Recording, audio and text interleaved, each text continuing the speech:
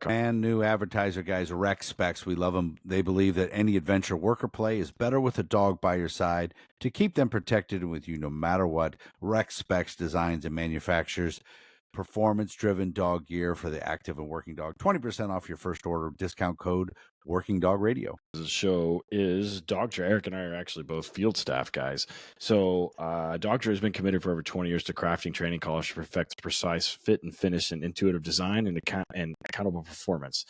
The 1900 SE collar demonstrates what they strive for, which is an ultimate dog training tool that is durable, dependable, and designed for the most demanding conditions. And I actually use this thing at the kennel. They have the new black one that has the lock and the boost feature on it, as well as the hands-free, which we use a ton. If you guys follow me on social media, you see that I use that during tracking, and we do that negative reinforcement trick, which is that's the collar that we're using. The other thing is the YS600. So funny fact, that stands for Yo, Shut Up.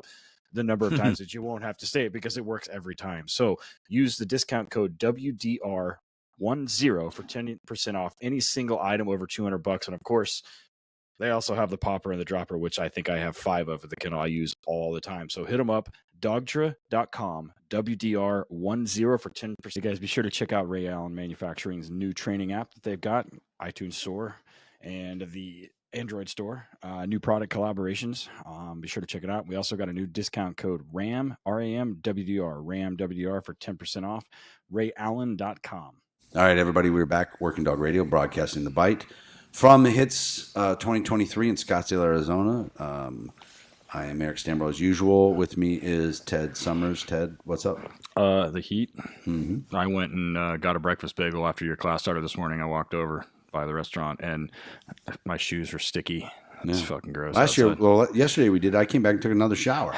It was 7 in the morning. It was 110. It was so hot this morning before I got out of the shower this morning, and the sun was hitting the sliding glass door in my hotel room, and you could hear the metal expanding. No, wow. Yeah, I knew somebody used to live in a steel house. I guess Republic Steel or Timken Company back home years ago made a cul-de-sac neighborhood of the steel houses. And she said that growing up, the house would pop and make all kinds of fucking scary noises. And eventually you quit hearing it. So she would have, friends spend the night. And they're like, what is all that noise? And she's like, I don't even hear it anymore. It's funny. Science.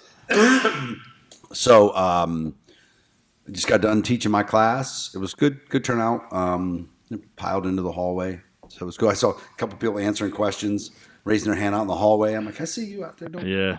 I had several people come up to me after because you were talking, and because they know we run podcast stuff together and we do the same thing. So they're like, what does he mean? So I was I was answering questions for you too. So I cussed less. It wasn't 0, but I didn't promise 0, but I did. I did try to cuss a little bit. It's not like a couple motherfuckers in the South Park episode where there's a counter at the top right-hand screen and somebody in the back with a scorecard.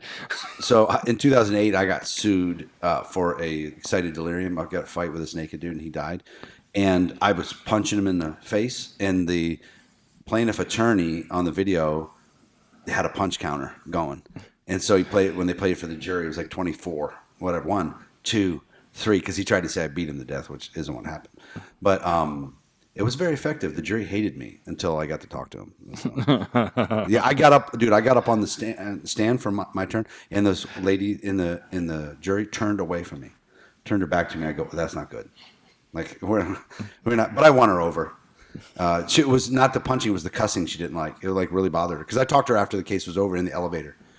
She said, "Yeah, it's just I'm old," and I said, "The guy was trying to take my gun." I get it. I know.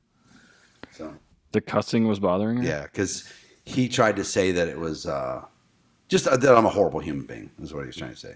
So that was the 3rd line of duty death I had at that point, and there was another afterwards, but they were all 3 black males, and so they called me a racist black hunting killer.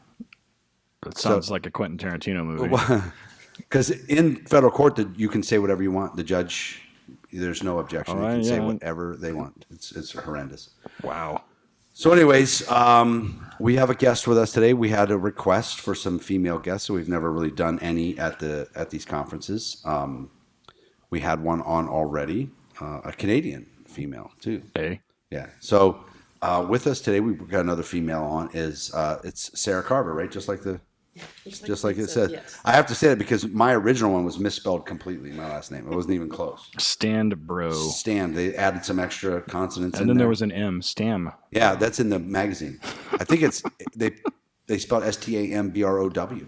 I'm like, guys, I've taught here like 5 years. It's all messed up. Anyways, Sarah, how are you? Good. How are you? Good. Move up just a little bit to the mic. Cool. So, give us background on who you are, like a little history and what got you to today. So I was in the Navy for 8 years, 5 of which I was a handler. I worked both dual-purpose bomb dogs, and then I worked with my favorite dog, a little single-purpose Jack Russell Terrier, narc dog. And then I got out back in November of 2022, and the DoD actually has a program called SkillBridge, and you can do an internship with a company of your choosing. And it's kind of helped our military members transition to civilian life because it's a pretty rough transition for a lot of people. So I reached out to my boss, Brad Lingham, and asked him if I could do that. And he's like, go ahead. And I got there in May of 2022 and worked there did the internship for 6 months. And then I think maybe like a month or two in, he offered me a full-time job once my internship was up. We need to have Brad on. Brad, if you're listening to this, send me a text message. Right. So it's funny you say that because I had a guy, it was an Army handler, come to us through the Skills Bridge program, and he did the 6 months. And then he was with us for 3 months, full time. He came out 3 months, and then he just quit. He wanted to go kind of run his own little thing because he was having to work at my facility. I think he wanted to do board and trains at home with pet dogs and he had 2 little babies.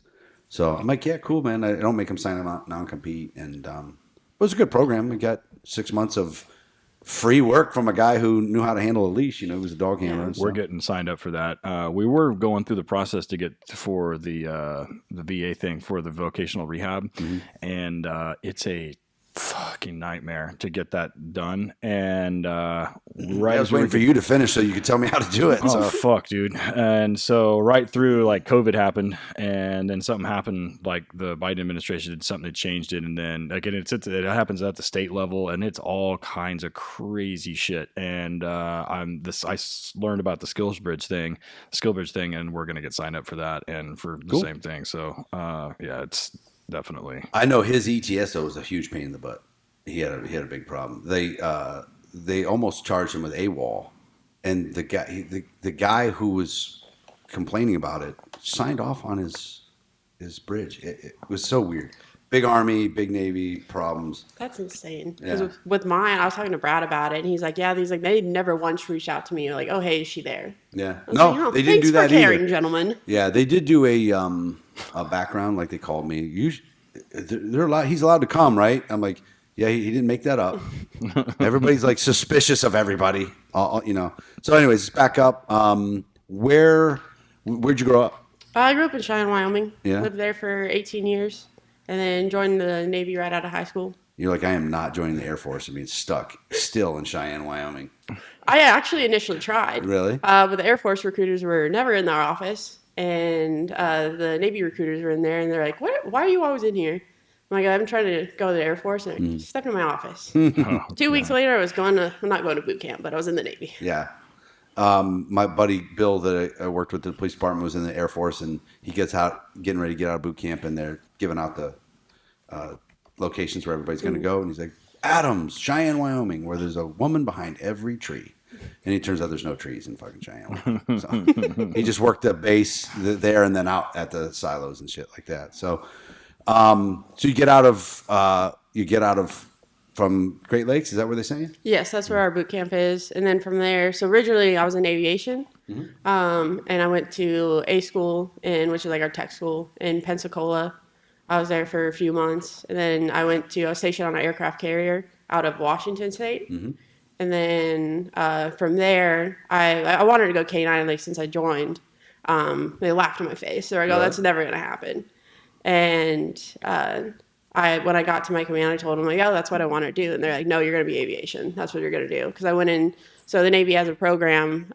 You go in essentially without a rate, which is like your job. And you're supposed to be able to do on-the-job training with whatever rate you want to, and then eventually be able to select for that rate. And when I told them that at that, they're like, no, you'll be doing aviation. Yeah, and like it. You'll do aviation and love the Navy. Oh, they love themselves. Yeah. It's So, at the time, or maybe currently, are most of the handlers MAs?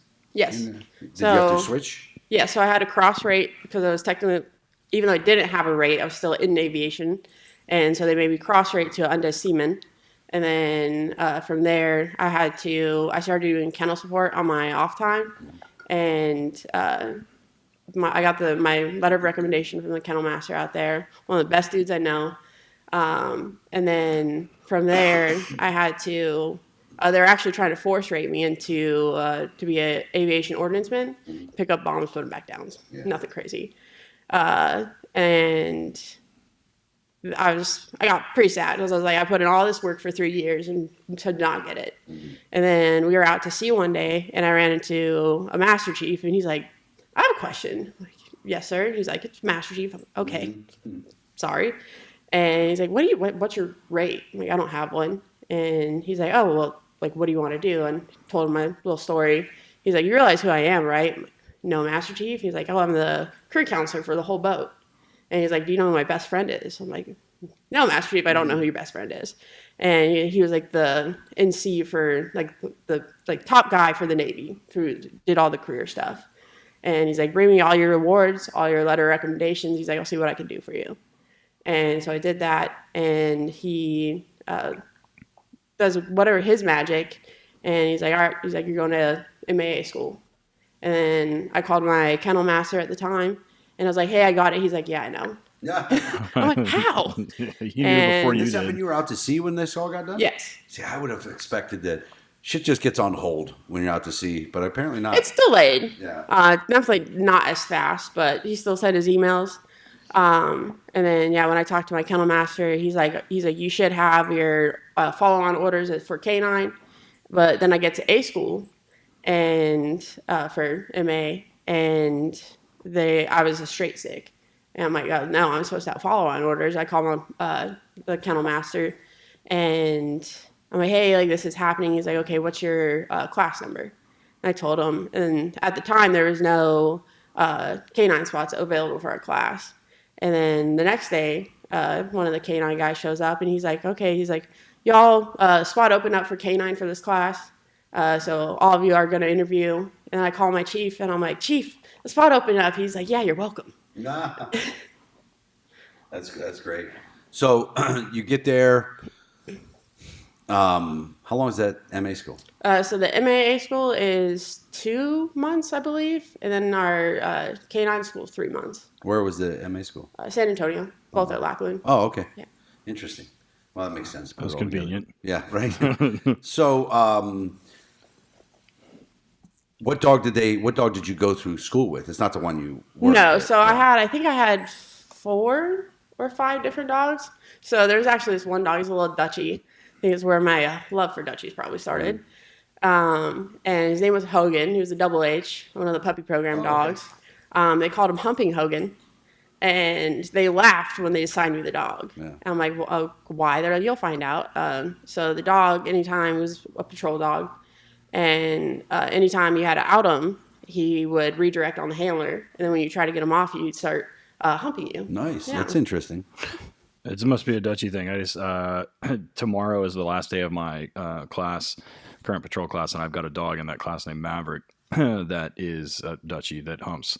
And But after he bit you, Yeah, does he do that? Does he, Like, it's bite, oh, just sorry, let me hump you. disrespectful. and it's during Let me further fuck you up. well, when they came to select the dog, like I was doing the bite work, so I was in a suit, and like he gets like overstems and starts humping, and on Facebook, and I didn't realize somebody was recording, and so I'm like, look like I'm giving him a hand job, and I'm like, just let him finish, and of course, well, then I just made some comment about turning a rape into a murder, and like then, so it's a Dutchy thing, I don't know. Humping HHogan. It's A legend. Yeah. So you get out. Where do they send you? So from there, I got orders to Sigonella. It's in Sicily, Italy. Loved that. It was a great time. Yeah. Traveled around Europe. They're super chill with so stateside, you have to put in leave if you go in, I think it's like 200 miles outside of your base. In Europe, you can just put it's out of bounds shit for the weekend and they'll go anywhere in Europe. Really? Train? I flew most of the time. Okay. But yeah, so cheap. Got to go pretty cool places. That would be, yeah, that's doing it right too. What was the dog so you get there, is your first dog waiting for you? Yeah, so I got there. When I got there, we were pretty low on dogs, so I did have to wait. I think I waited like a month or two for my first dog. And my first dog was a 12-year-old Mal, a single-purpose bomb dog. Her name was Siska. And I was her 24th handler. Oh my gosh. Yes. That's that crazy. dog did not care about me at all. Yeah, no. Just you're just the driver. Just get me here. Yeah. And then after that, she got retired. And then I got another 12-year-old dog named Dino. And then I went home on emergency leave when my mom died. Came back, and they're like, "Oh yeah, Dino's retired." I'm like, "Oh great." They're like, "Here's your first green dog," and a working dog that should have never been a working dog. Yeah. She taught me the most out of all the dogs I've worked, because it's trying to get a dog to work that does not have drive is absolutely horrible. Yeah, it's very frustrating. But it was very so she was she was a very emotional dog, and my mom had just died at that point, so all my emotions were running down leash. Yeah. And it got to the point where my chain of command were like, "Hey, like, you're kind of struggling. We understand your mom just died, but you got to figure it out, or we're going to take you off the dog." And so that made me really channel, okay, this is how you channel. Figured out how to channel my emotions with it, and that made me. Sounds weird, but that made me, I think, the trainer I am today. Yeah. Yeah. It's easy to train the push button rock star. Mm-hmm. It makes you better training the dogs that you got to put all that extra work in, and you're stuck because they're not getting rid of the dog. No. So this is your dog's. Like, what I tell that with like sport people, they just can't go get another dog. We got to work. This is the dog. This is the one they have. Try to work it. At some point you may have to, pull the trigger, but you're not convincing the Navy to. No, because I went to my supervisor and I was like, "Hey, I would go tell. I was the most junior person there, and I'm like, what am I doing so wrong with this dog? I don't get it." And they're like, "You're doing everything you can. It's just the dog. The dog is genetics. If the dog doesn't have it, the dog doesn't have it." Mm-hmm. And I went to my kennel master, and I'm like, "This is a bomb dog. It shouldn't be a what if. Yeah. It's a liability at that point." And he's like, "That's not my problem." I'm like, "Wow, okay." What was that dog's name? Flash. Flash. Mal? She was like a mouse Shep mix. Yeah. One floppy ear, adorable. So how did you do it? How did you get her to hunt for odor and stuff? So that was a crazy thing too. It's there'd be days she's spot on, crush it, and then there'd be days that she would put her nose on TNT and walk it, and I'm like, okay, this is bad. Mm-hmm. And there'd be days I'm okay, I got to put this dog up. I'm losing my shit. I got to put her up. Yeah. She really responded a lot to physical praise. And then also a lot of play. And I just had to be over animated with her and make sure that the really, really good days were really good for her. And that's what worked for her. Interesting. Yeah, that would be super frustrating because we just get rid of the dog, Yeah. Yes. It would have made it here. I had a dog before that tested out really well, and then just eventually was like, I just don't like any of this, and kind of shut down and end up being pets, and just end up giving them away. That happens every once in a while. So you working this dog, you're jet setting all over Europe. Let's talk about the Jack Russell. Oh, yeah. I love that dog. I've never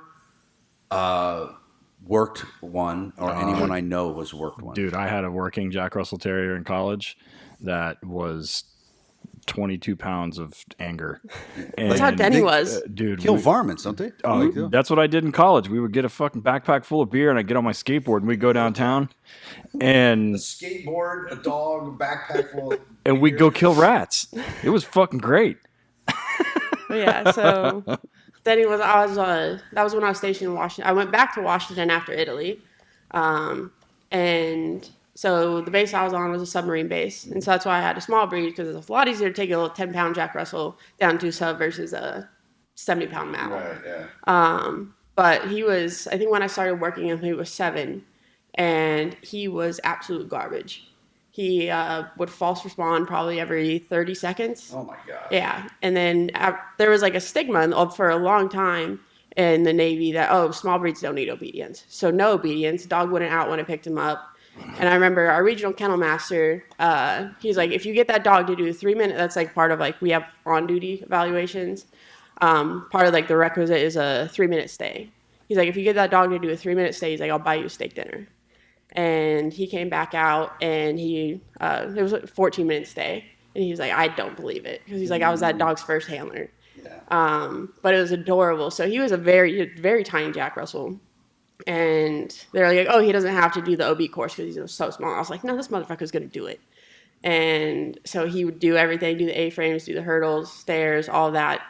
And then with his falsing, how I ended up fixing that was I just ran longer problems, usually like 1 to 2 aids in a problem.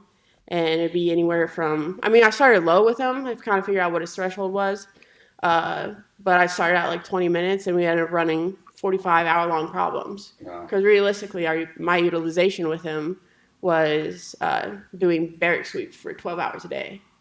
And I'm like, okay, I got to train how I'm going to utilize this dog. I'm not going to do a 12-hour problem, don't get me wrong, but... That would get tedious, though. Yeah. Over and over. He's like, this fucking room again. It never gives me anything.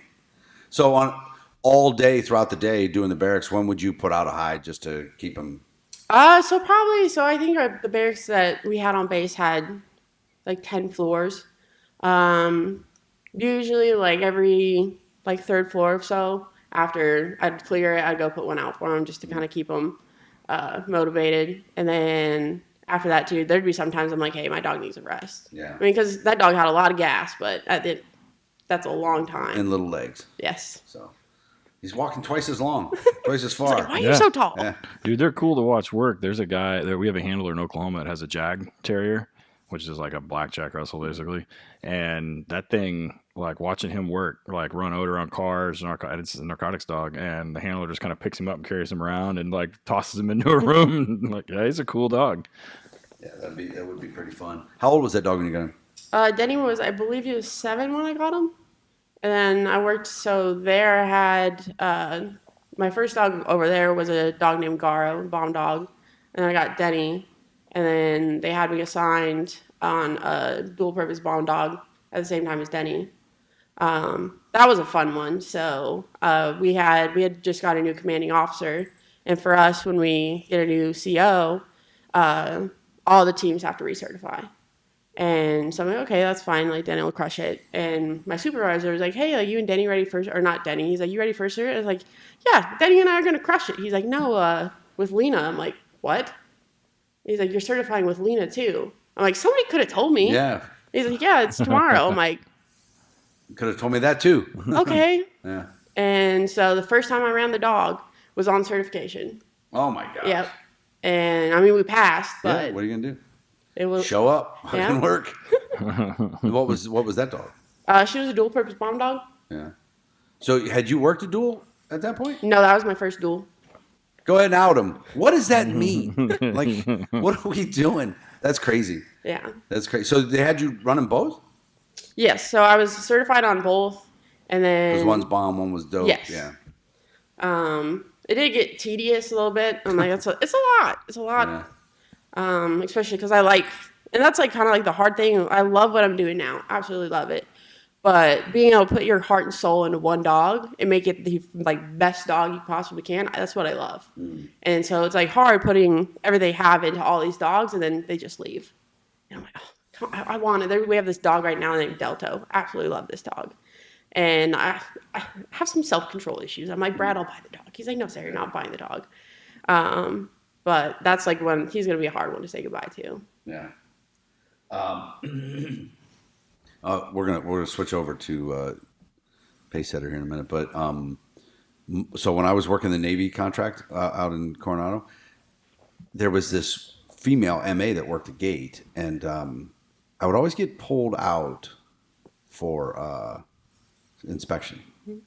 And there was a female handler all the time. So this girl and this girl, and they would, the handler, man, I felt bad. The shepherd was 400 years old and was just not really sniffing, right? It was bomb dog.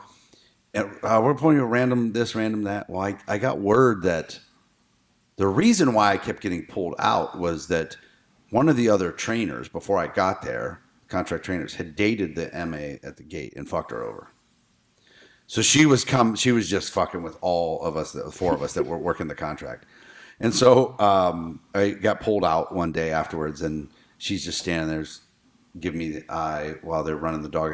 I said, "Can I talk to you a minute?" "Yeah, sure. What's up?" And I said, "I didn't fuck you over. I know what you're doing. Come on, man. I don't even like him. So we're on the same page." Never got pulled out after that again. She was cool. I actually came through the base one time, not even paying attention on my phone. And in California, not even allowed to do that when you're driving, let alone onto the base. And she just like, "What the fuck are you doing? Put your phone down." And I was like, I don't know, I'm stupid, whatever. But we were cool after that, that thing. But she was definitely Girl, stop being petty. Yeah, right. He fucked her over though, so she should hate him. I never saw him get pulled out though. Now that I think about it, he never got pulled out. That would have been too obvious, I think. Passive aggressive. Yeah, which he was too. So skills bridge comes. How'd you find Pacer? So one of the guys I was stationed with in Italy, Johnny Ortiz, one of my good mentors, I was talking to him. I was like, "Yeah, I'm going to get out. And I want to do skill bridge. I just don't know where to do." And he's like, "I know Brad. He's a pretty good guy." He's like, "I think that would be a good fit for you." And so he's how I found out about Pacesetter. So he got in contact with Brad, let him know she's good to go. And then emailed Brad my resume and all that. And then he did a phone interview with me. And that was my first interview of adult life. So I was very nervous. And after that, he's like, "Yeah, you're good to go. Let's go through with it." But the Navy, they did. So eventually, once they approved it, they didn't care. Didn't ever ask "Oh, is she going to be there?" But they waited till the last minute to approve it. Wow. And so I Sounds think about right. so I think it was maybe a month or so before I was supposed to leave. And they're like, "Yeah, you're good to go." I'm like, "Well, thanks. Now I have to move everything in a matter of this amount of time and find housing and all that." So yeah, the only thing I'll say about when the Army did it with Stephen was they were on it. They were on it. Got it done pretty quickly. I knew 2 months, 3 months before he showed up that he was coming. But that poor guy, man, he had to go back to his base 3 times to prove that he wasn't in hiding. I remember that. Signed off on everything all across everybody, and then the people who signed off still were saying, "Why aren't you here?" He's like, "You signed the paperwork." And finally, one day they just got it.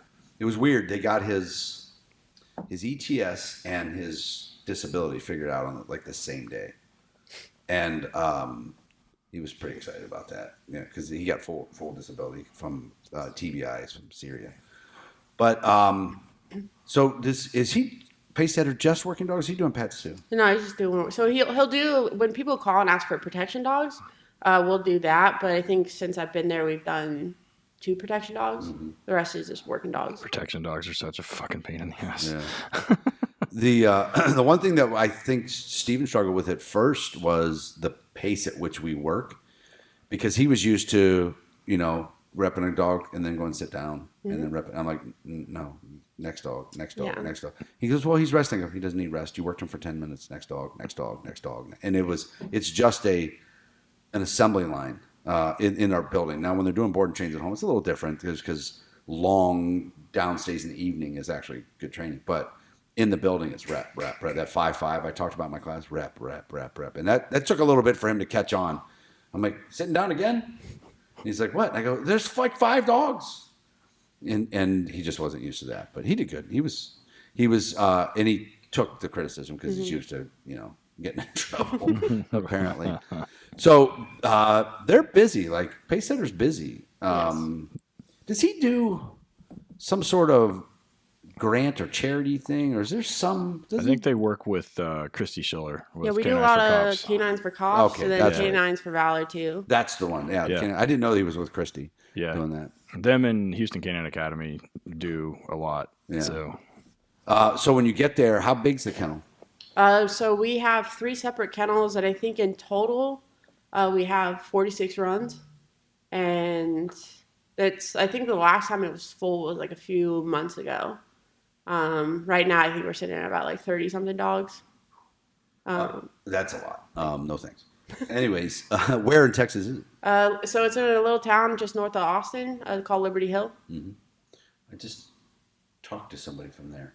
Not you. Probably either. me. No, it was a dude last night. I can't remember. Alex? It might have been. No, it wasn't him.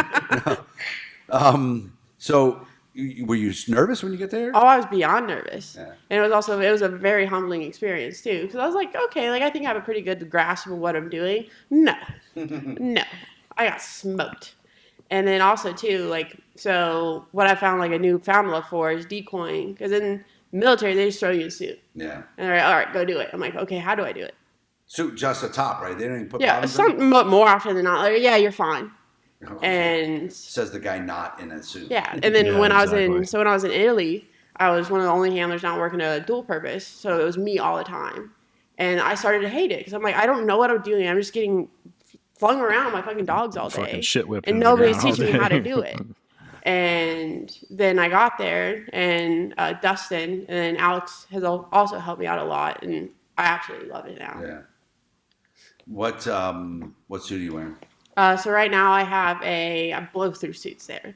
But right now I have a Demon A semi-comp with cuffs. Mm-hmm. I put in for the raffle over there. So I'm hoping to get that.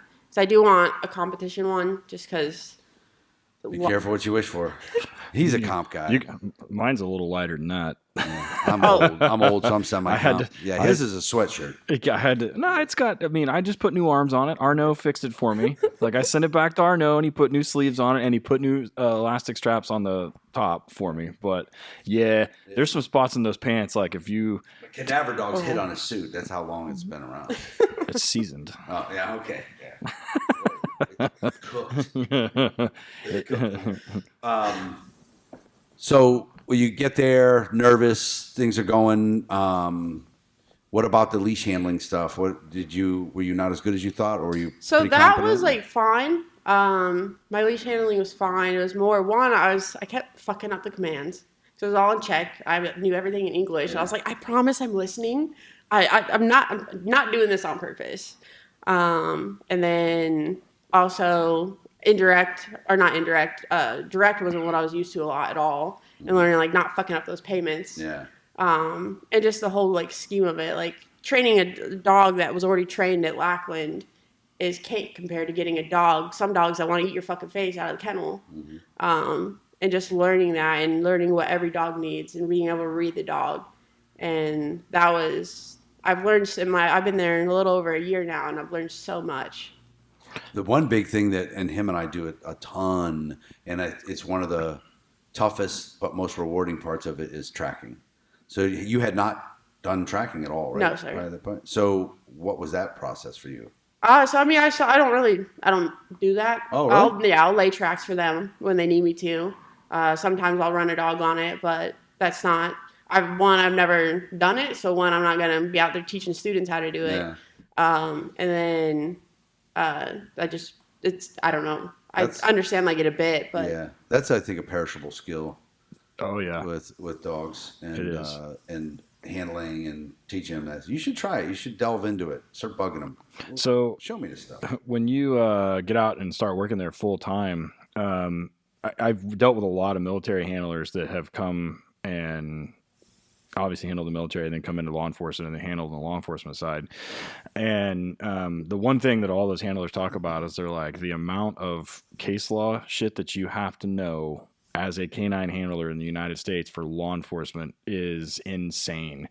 And the stuff that, because there's a lot of times that we do things in law enforcement that doesn't make a lot of sense logically, and we do it because somebody fucked something up in the past.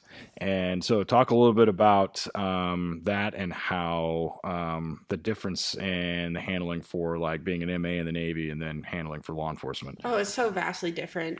And so we have Brian Derner's our head instructor over there, and he was on, I think he was with Williamson County for 26 years. And so he mainly handles all the case law stuff. Right. He goes over it with the students and everything. And again, that's like, I'm not going to sit there and give those students advice on, hey, X, Y, Z, you should do this, you should not do this. I give them more of the tools of, hey, this is how you work the Ferrari I just gave you, more than anything. But that is something I want to dive into more. And I have been contemplating, because I love what I do. I absolutely love training dogs, but I can't do this for the rest of my life. Or at least the retirement part of it. And so I've been looking at departments in the local area, and that's the plan from here. But yeah, the case law is more Brian's tea than mine. Yeah, what you'll get is you'll get somebody in the class go, hey, what was, and they'll ask you, and it sucks to go, I have no fucking clue. Go ask Brian. It'd be nice to be able to know a few of the things. Yeah, that's funny. The retirement part of you're young. It's a long road ahead. Just grabbing dogs out of the kennel and doing all that stuff. Let's talk about what was that Dento? What was that dog you're in love with? Oh, Delta. Delta. Why do you like that dog so much? So I love him because he's a dual purpose, and he's a very level-headed dog. Mm-hmm. You can put a lot of pressure on the dog, and he's still gonna get the job done. But he also wants to please. He wants to work for me so badly, and I barely have to put any correction on that dog. When I do, he's like, okay, understood, not going to do that again. And he just wants to please the handler a lot. And that's a dog that I would take on the street. Yeah. Ted, so we pay for the import of the dogs. I have yet to have a dog that be like, I'll eat that and keep it. What about you? Oh yeah, I've had several. I've had a few that I'm like, if something happens and this doesn't work out, I'll keep him. This dog's awesome. Like that Fonzie dog I had. Yeah. Like Fonzie, I could have used him as a pet.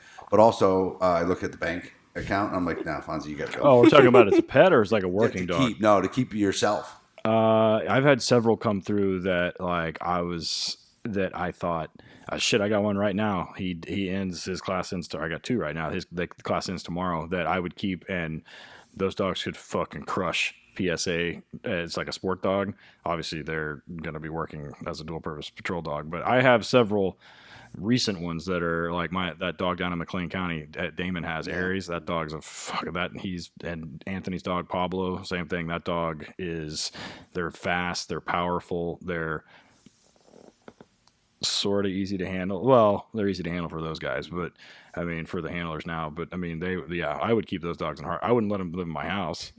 Yeah, right. Not riding in my car. No, but I mean, I've had a couple like single-purpose dogs that come through that I'm like, yeah, if you don't work out, you can sit on my couch. That's don't cool. become a dog hoarder. No. All these it's hard not to. These weirdo dog people. Everybody, man. Like one trainer back home, she fosters. She got 7 dogs. I'm like, what? Okay, what classifies though? Because I have 3. 4. 3's good.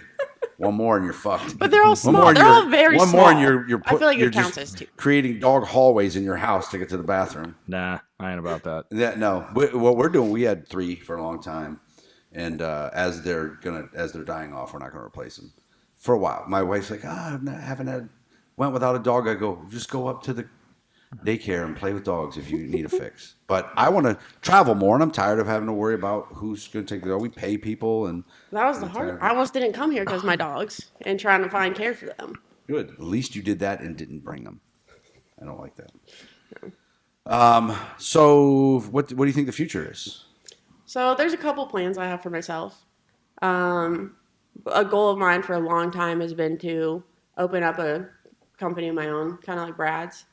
I think I'll start out with more go along the pet line and stuff, just to have that steady flow, and get into the canine world, like the police canine world after that. But that's more so after I build up my name more, and get more experience under my belt. And so my mom was very, very supportive of it. When she passed away, my brothers and I were her beneficiaries. And so, like, she was, like I said, biggest supporter of my dream. And she was like, I'll help you wherever. No idea what to do with working dogs. Yeah, She's like, I'll do whatever I can to help you. And so the money that I got from that put aside, and that's what I'm going to use to open up. That's good. Yeah, we use the pets to build the brand and build the business and help with the money, and then passion for the if the working dogs is a passion for you, it will always be that way. When it becomes tedious, and there'll be times, but then you lose. It's not fun. And eventually, once you get to a certain point, you gotta start working on the business instead of in the business, and then you end up moving away from leash. That can be a little depressing. And that's because I want to go the officer route first, one, because I want that experience, because we talked about it's vastly different. Yes, I was an MP in the military. It's not the same thing at all. Right. And I want to have that experience to be able to give to my students and with my clients who come through. And so I want to go that route for how long, I don't know. And then eventually, no idea where I'm going to open it up. Got 50 states to choose from, probably. Yeah. But I don't want to move back to I was Wyoming. going to say probably not Wyoming. Yeah. So 49 And it's hard too, right? So my family has a ranch back there. Oh. And when my mom passed away, she gave me the go-ahead to use it to open up my kennel whenever I decided to. It's so fucking cold there. Yeah. 9 months of winter, absolutely not. No thanks. Ohio's got a lot of winter, but it's not as bad. And Wyoming's probably very windy and cold. Oh, well, extremely. Yeah. So traveling across I-80 in the winter, the wind's like no shit. They get up to like 89 miles an hour. It's terrifying. Jesus Christ. That's why you don't light a firework there. It'll burn up the whole place. What, do you have an idea on a name for this future venture? So it's going to name after my mom. It's going to be, her initials are CJC. So it's going to be CJC K9. Oh, that's sweet. That's cool. That's cool. Yeah, I like that. Well, we wish you the best of luck, man. Keep doing it. You got to learn the tracking stuff, though. It's a huge, vital part of it. Just push. They'll let you. You know that. And then, but what you don't want to do is have 3 huge kennel buildings with 48 kennels. All that gets a little much. I had 8, and I was like, I fucking hate all of you. All of these dogs. So, anyways, I'm glad you reached out, and it was great meeting you, man. Thank you. I appreciate it. Good luck to you. Good luck. Thanks for your service in there in the Navy. You got anything? Nah. I'm on to the next one. On the next one. Yeah. I'm not going outside. We're calling this one paused. Our planes to pause. Yeah. So that or Humping HHogan. I haven't decided which one is going to go. Humping HHogan's a good one. I think we should go with that, please. Okay. Remember, it's a double H. Yes. So, I got it right. I got the notes written down, so believe me, I got it. All right, cool. Thanks. All right, thank you, guys. Appreciate it. It's no secret that Eric and I love Ray Allen Canine Equipment. We use their products every single day. The mission statement says it all. To be a world leader in quality and innovation of professional canine equipment for police, military, Schutzhund, and ring sport. To exceed our customers' expectations and to deliver on time every time at a fair price. We full-heartedly believe they held true to that, since it's our go-to one-stop shop for everything. Like, they literally have everything but the dog, the handler, and the patrol vehicle. Everything else, they got it covered. So hit them up at rayallen.com, at Ray Allen Canine on the socials. They got a new training app and they got new product collaborations. Oh, and we have a new discount code, RAMWDR, like RAM, RAM, WDR, like Working Dog Radio, RAM, WDR for 10% off. Hit them up, rayallen.com. No secret that I love my ALM suit from Arnaud out at ALM Canine Equipment in sunny Las Vegas, Nevada. I've had that thing forever. Eric affectionately refers to it as my Carhartt suit because it's so thin. I've had multiple sleeves put back on it, send it back to Arnaud. He fixes me up every single time. The fit and finish is top notch, and it fits me like a glove. I refuse to go anywhere without it. I work sport dogs and PSA without it. I just did a trial in California and wore that thing. I work police dogs pretty much every day of the week, and then I will use it for personal protection dogs as well. So hit ALM Canine Equipment up on Instagram and Facebook, and then go to ALM9, letter K number 9, equipment.com, and use the discount code WD Radio for 10% off of your first order. And this is completely custom, so made to measure. Pick your colors, whatever you want to do. Arnaud will work with you. You can make it as thin or as thick as you want, but hit them up. ALMK9equipment.com. Ever dreamed of having your own kennel but don't know where to start? Horizon Structures has taken all of the guesswork out of building a kennel. Everything is pre-built to your specifications and preferences and then assembled and dropped off on your land. Boom, new kennel. Hooked up to your electric, hooked up to your water, put dogs in it that day. And those things are amazing. You've got to see them to truly believe them. Get on the website, horizonstructures.com. You can custom build. You can buy one that's already built, go off of their design, come up with your own design. They'll work with you. They always are running discounts on the website with ready-to-go kennels. The kennels are already ready to go. There's always discounts. Horizonstructures.com. Check them out.